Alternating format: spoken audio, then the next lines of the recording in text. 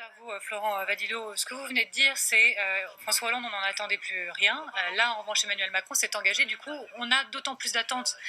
Attention danger pour le président, à force de s'engager et limite d'aller au front, eh bien, il se heurte à une attente qu'il ne pourra peut-être pas forcément assumer.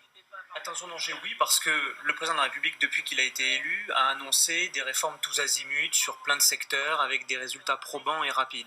Et finalement, on est sur un secteur où les résultats ne sont pas vraiment pas probants, ou plutôt on assiste à des manœuvres dilatoires.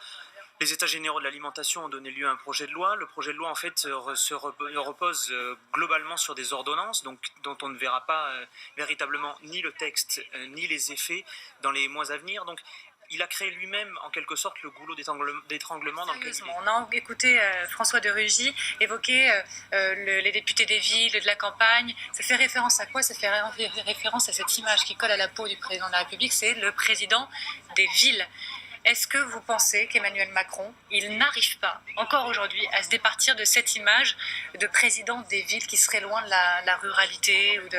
Qu'est-ce que vous en pensez? Ça n'est pas qu'une image, parce que si on regarde les politiques qui ont été conduites depuis son élection, ce sont des politiques qui, globalement, en termes économiques comme en termes d'aménagement du territoire, favorisent les villes. La loi sur le logement, par exemple, a très clairement favorisé l'accès au logement dans les territoires urbains, et en particulier les centres urbains, laissant de côté les territoires semi-ruraux. Si on regarde sur les grands projets ferroviaires, par exemple, le rapport Smileta préconise la fermeture des petites lignes qui ne sont pas rentables. Et ça va vraiment pénaliser les territoires ruraux. Et donc on a eu toute une séquence de politiques publiques. La limitation de la vitesse à 80 km/h, l'augmentation du diesel. On peut regarder aussi sur les choix du budget qui ont été faits.